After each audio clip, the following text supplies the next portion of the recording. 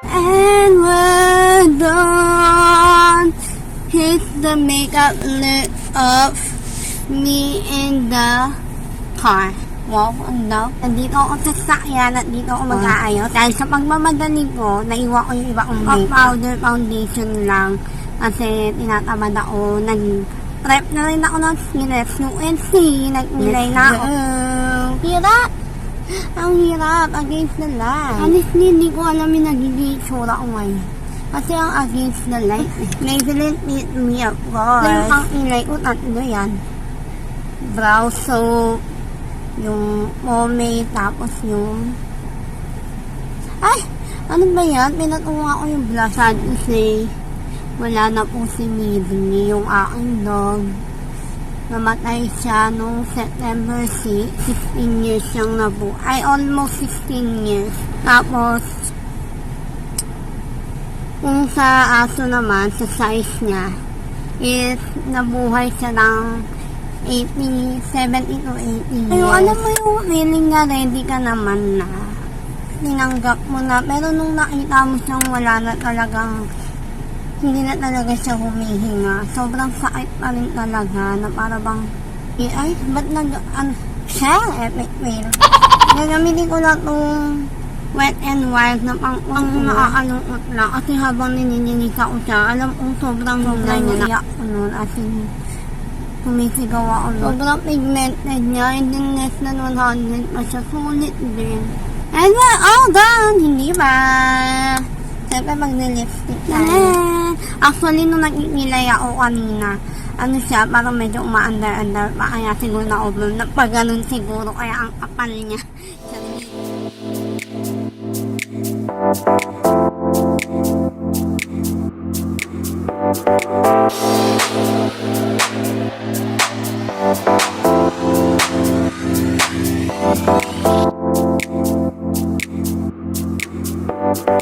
Hi, blessed people, it's another beautiful day to be grateful. Ayan, nandito ako sa sakyan at dito ako mag-aayos. Pasensya na akong against the light.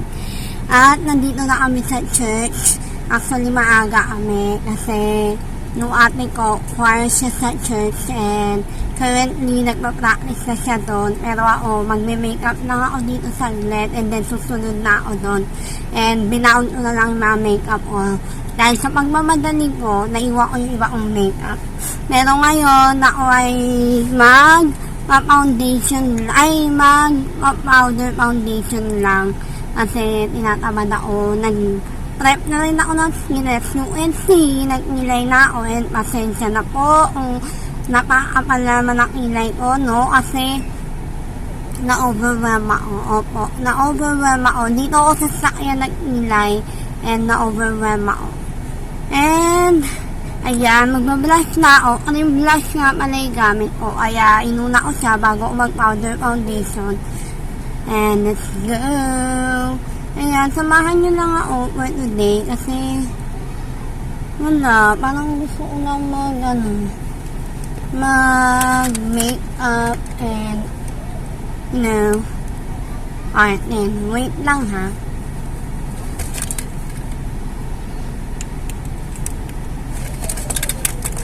So, ayun na nga. Natry kong gamitan ng brush, yung aking blush. Sana maganda siya, no? Ayan. Gusto ko dito lang. More on magpo-focus ako dito. Meron ba? Hirap! Ang hirap against the light. Ayan. Tapos po, sobrang pula na pala. Mas nagpo-focus ako dito para malip yung ano ko. Yung aking face.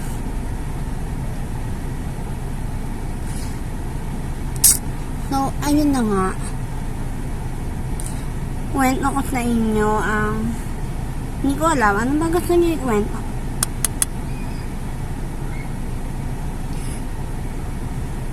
Hindi ko rin alam yung ikukwento ko, to be honest.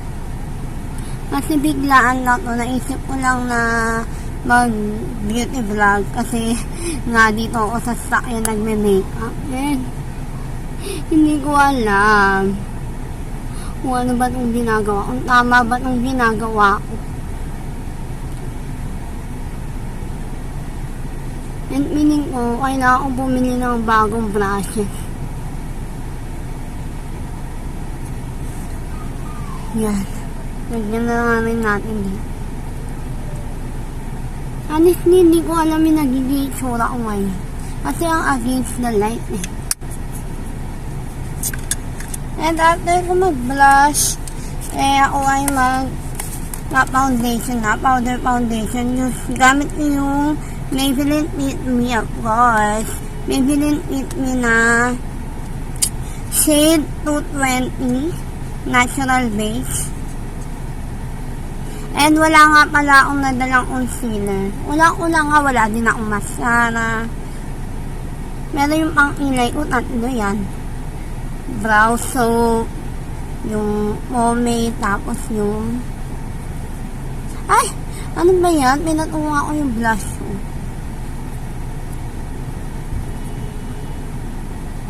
Brow soap, yung pomade, tsaka yung brow mascara. And kalat-kalat nga siya. Kasi nga dito ako sa sakyan. Talagang inano ko lang. Try natin siya, i-ano ng powder. Para hindi naman ano. Dapat pala bumili na lang din ako ng ano.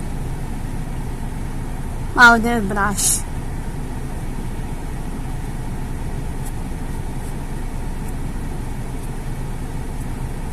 Alam niyo ba, blessed people? Hindi ko alam kung mauna ko itong i-upload or yung sa vlog. Pero sad to say, wala na po si Mibli, yung aking dog. Namatay siya noong September 6. For sure, late ko na naman ma-upload ko. And ang inamatay niya talaga, hindi ko alam. Pero kasi sobrang tanda niya na. Kung ano sa ano ng tao, 16 years siyang nabuhay. Almost 16 years. Tapos, kung sa aso naman, sa size niya, is nabuhay siya ng 70 to 80 years. Diba? Sobrang tanda niya na talaga. And yun nga rin yung sabi ng doctor, nung vet na matanda na talaga si Mimi, kaya lahat talaga ng mga labs niya is matataas na. Ayun, sobra yung, alam mo yung feeling na ready ka naman na. Tinanggap mo na, pero nung nakita mo siyang wala na talagang, hindi na talaga siya humihinga. Sobrang sakit pa rin talaga, na para bang, ewan ko, nahirapan akong tanggap. Ang hirap kasi mag-let go. Kasi ngayon pa lang ako bumabawi sa kanya na ng ano, pag-aalaga. Kasi nga, napabayaan ko siya ng ilang years. Tapos, ngayon, wala na. Pero sana, nabawi ko naman yung ilang years. Ay, ba't siya, epic fail. Gagamitin ko lang itong Wet n Wild na pang-contour. And maglalagay na ako dito.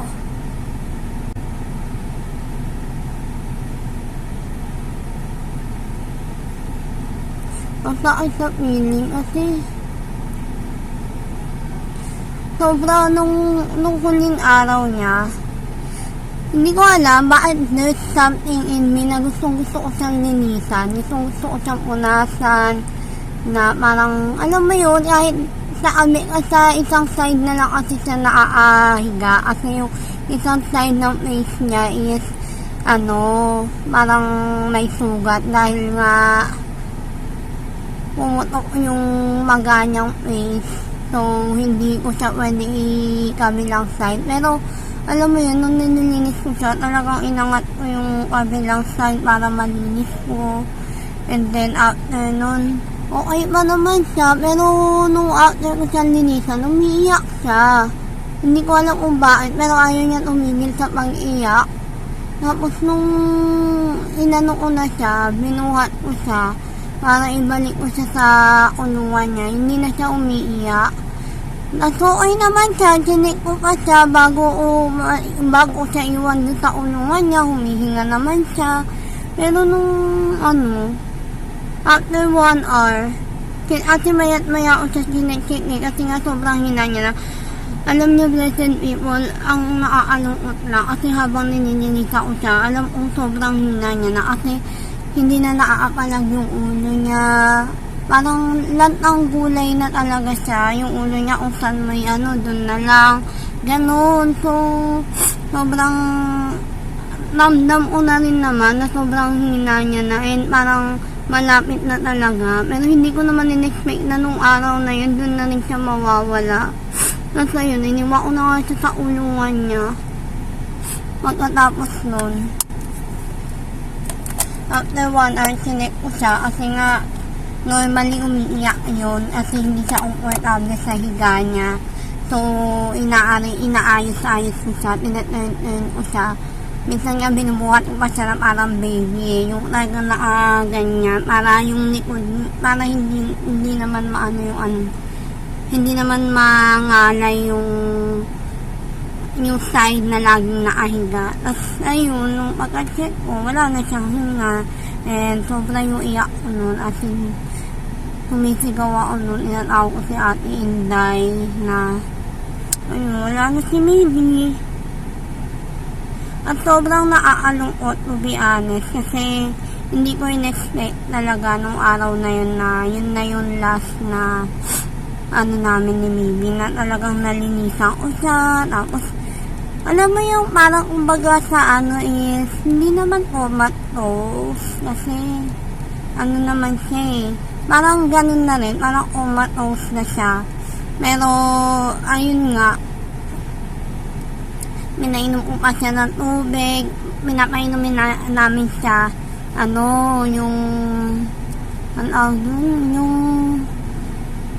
yung syringe, ganun yung pagpapainom namin. So, lang ako ng shimmer. Ito yung gamit ko, yung bigay ng pinsan ko. Kung manood nyo na yung haul sa main channel o, nandun yun. Yung sa mga vlogs ko. Tapos, ayun na nga, na lang, parang, hindi na siya humihinga talaga. Akala ko noong una, parang hindi, na lang ako kasi may palatandaan ako humihinga na siya kasi nga diba malabo yung mata ko. Meron pa ganoon, hindi na nga talaga siya humihinga. Tapos na yun, iyak ako na iyak kasi nagsisigaw ako habang umiiyak. Talaga grabe yung hagulgol ulo, sobrang sakit. Parang alam ko naman, ready naman na rin akong i-let go, pero ang sakit pa rin makita na mawalan siya ng hinga. Tapos binuhat ko siya na parang baby ulit. Ayun. Habang buhat ko siya, hindi ko na malayan. Basa-basa na pala ako nung huling ihi niya. And then, nung medyo, siyempre, pinapakalma ko nila ate, ni Ate Inday, si Teng-Teng, nandun din. Baka daw mapasama ako. Nasa yun, umawag na si ate sa mag-i-remake kay Maybe. And then hanggang sa umalma na ako. Nung umalma ako, pumunta kami ni ate sa may place na malapit sa amin na nag-remake. Pero sarado siya, kaya wala rin, hindi rin namin natanong kung nag-remake sila ng dog. Pero ayun na, meron naman kasi talaga nag-remake ng dog. Inano lang namin na baka pwede doon sa mas malapit sa amin. And ayun, actually hindi siya nakuha agad nung September 6. Nung September 7 na siya kinuha kasi nga na hapon na ata nun, hindi na ata sila nag-pick up, hindi ko sure. And then pinabalot na lang sa plastic kasi kukunin nga kinabukasan. Ayun, tapos nung binabalot siya, ako yung nagpasok sa kanya sa plastic, pero si Ate Inday may hawak ng plastic. Wala lang, sakit lang. Sakit makita na binabalot mo siya ng plastic, na wala na siyang buhay. Tapos kinabukasan, nung magkatapos mag-breakfast, pumunta ako dun kay Maybe, nawaan ko yung plastic. Alam nyo, ang lamig niya na talaga. Tapos sinisip ko nga, parang, siyempre, ayun na nga yung nangyari. Ang ko pa doon is, Wait lang ha. So, ngayon, tapos na ako mag-eyeliner lang ako. And yung eyeliner na gamit ko is hindi ko alam kung saan galing. Pero, hindi kasi akin to. Sa atin ko to. Kaya, thank you. Wala kasi akong dala eyeliner. Nakalimutan ako. And, ayun na nga. Nung time na yun, parang, alam mo yun, nung magkahawa ko sa plastic, iba na kasi yung amoy ni Mibby kasi nga parang puro gamot na siya tapos pa. So, yung amoy niya, iba na compared sa aso talaga na mga normal na aso. Alam nyo, blessed people, nawaan ko siya, tapos naamoy ko yung amoy niya. Dati nababahuan ako. Noong time na yun, parang ayoko maghugas ng kamay. Gusto ko naaamoy lang yun. Wait. Pero kasi, alam mo, may akong damit na suot. Naamoy yung amoy ni Mibby. Hindi ko pa siya nilalagay sa laundry, Kasi parang, parang gusto ko maamoy siya bago matulog. Yung ganun. Hindi ko naman inaamoy, I mean,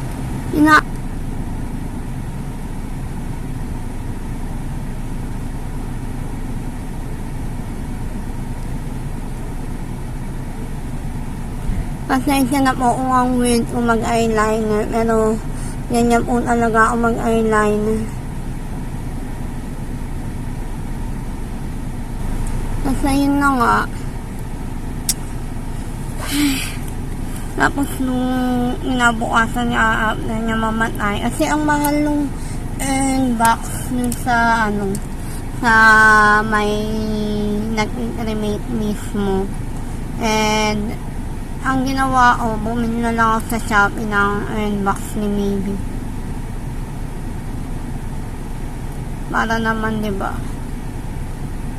Dahil wala akong mascara, is mag-eyelash twirler lang ako. Para naman mag-ano yung hindi ako sanay dito sa eyelash twirler na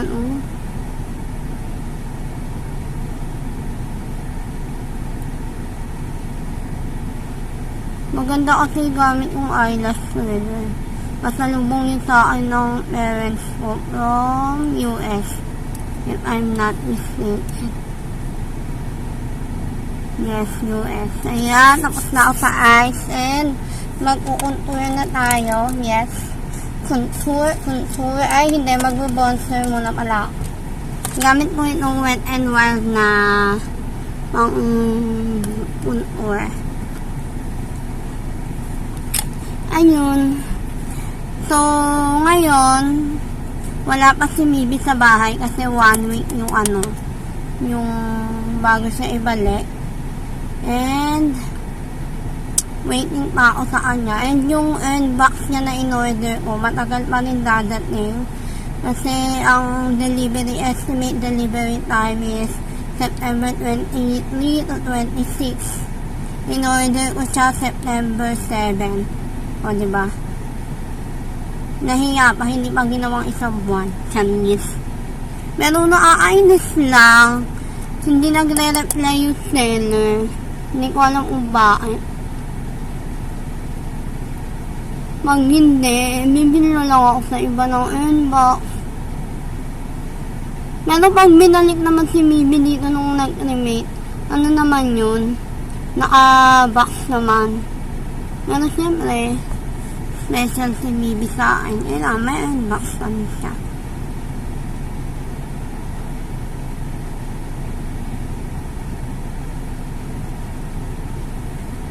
Ayan, nag-bronzer lang ako. And then, susundan ko siya ng... Ito na nga, yung contour na gamit ko is yung sa Pink Blush. Sobrang mura lang nito. Less than 100 lang ata. And, gusto ko to kasi yung pigment niya, grabe rin. As in. Ayan mo, tignan nyo naman. Sobrang pigmented niya, and then less than 100 pa siya. Sulit din. Ayan. Ipilit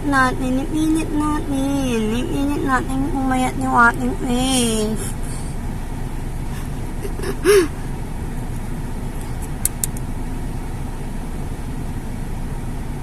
So, Mimi, I miss you so much. Sorry kung di kita naalagaan.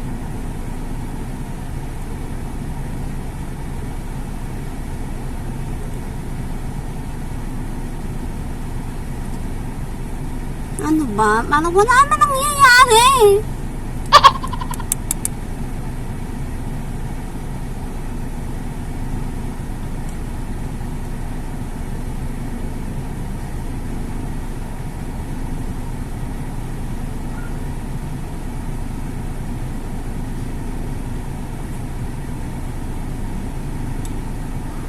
Ano ba?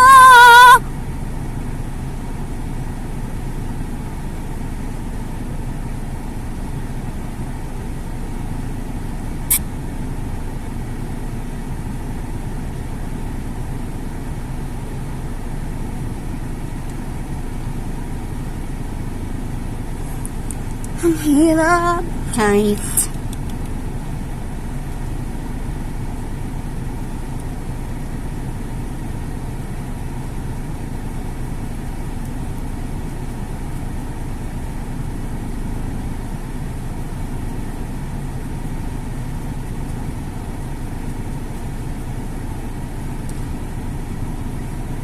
O diba, tagal ko na naman nag-i-film ngayon. Ayan, para matago natin ang ating double chin.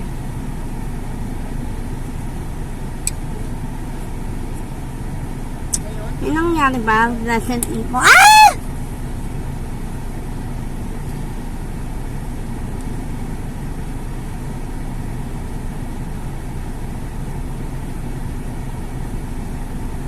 Tama na nga.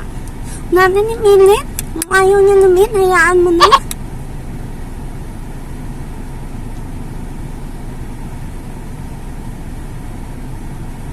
And then, after that, ako ay nire-retouch ko lang yung aking blush.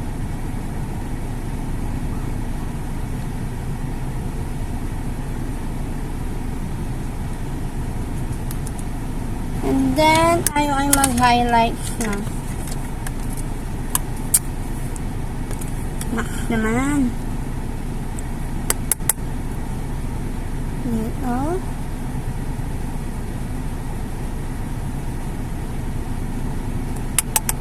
Dito.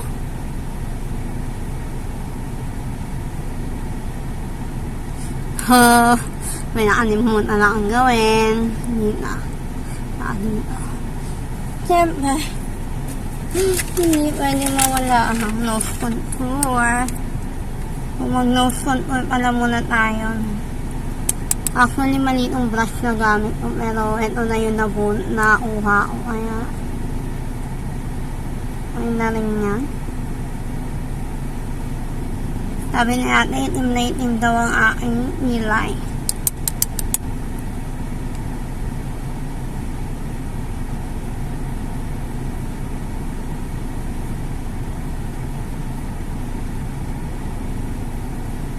Tangusin natin yung ilong natin.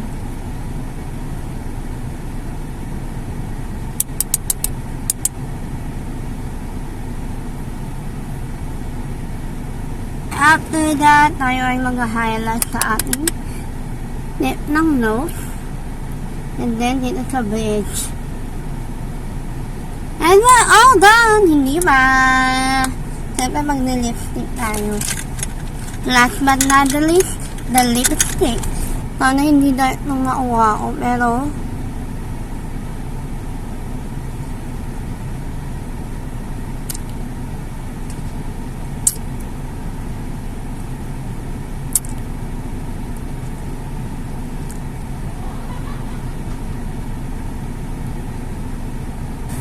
and we're done. Hit the makeup look of me in the car. Wow, ano? Ganun. Actually, nung nagingilay ako kanina, ano siya, parang medyo umaandar-andar pa. Kaya siguro na-over. Pag ganun siguro, kaya ang kapal niya. Charingis. Pero yun na ang ating final look. Thank you for watching this video.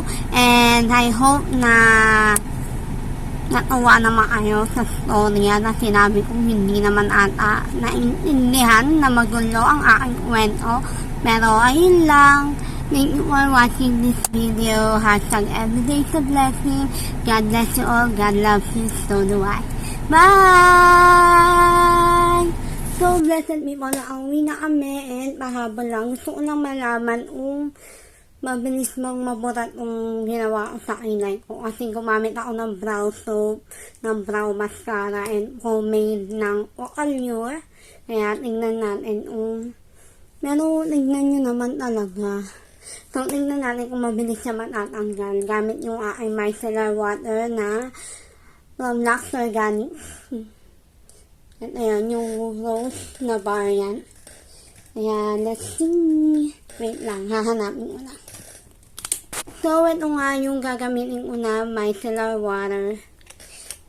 Lagi ko naman ito napapakita. And ito nga yung gusto ko dito, yung ganyan. O, diba? Gaganyan mo lang. And then, tanan! So, burahin na natin siya. Ilapit natin para malaman talaga natin. Okay, lalapit ako ha. Yung camera pa na. Ayan. Unang pahid. Ayan. Mainit naman. Pangalawa.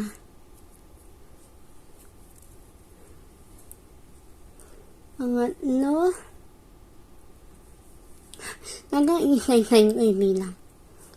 Mainit naman. Mabilis, natatanggal naman siya agad ng micellar water. Pero, hindi siya natatanggal. Ewan ko, kasi hindi pawisin yung t-zone ko eh. O hindi ako masyadong pinagpawisan ngayon. Kaya, Pero yung brow soap, natanggal din naman agad siya. Yeah, good naman siya kasi hindi siya agad nabubura kung saaling Pero pag tinanggal mo siya with makeup remover, natatanggal naman siya agad. Kaya, very good naman po, Ocalure. Kaya gusto ko talaga yung mga product na Ocalure. Super nice nila. Mura na, tapos, maganda rin yung product. Pero yung brow soap nila, hindi kasi masyado dumidikit yung hair sa balat. Yun yung purpose kasi nun eh. Yun lang yung problema ko sa brow soap nila. At, kailangan ko na talaga magpa-shade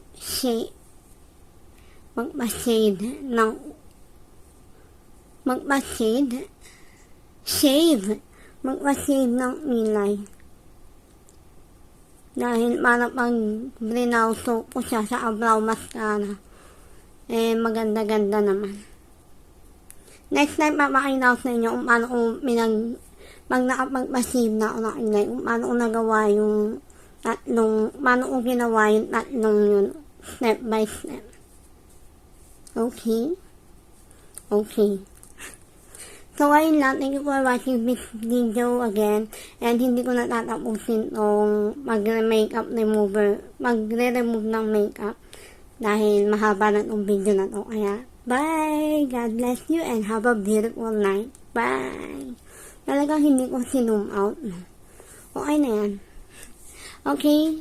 Mag-aayos lang ako and matutulog na. Good night! Hi, blessed people! Mahabol lang. Naglagay pala ako na itong lip mask para hindi maging dry and ma-moisturize yung labi ko. Diba? Ang yan. Mouth-init yan. Angelina Jolie to. Ayun lang. Good night.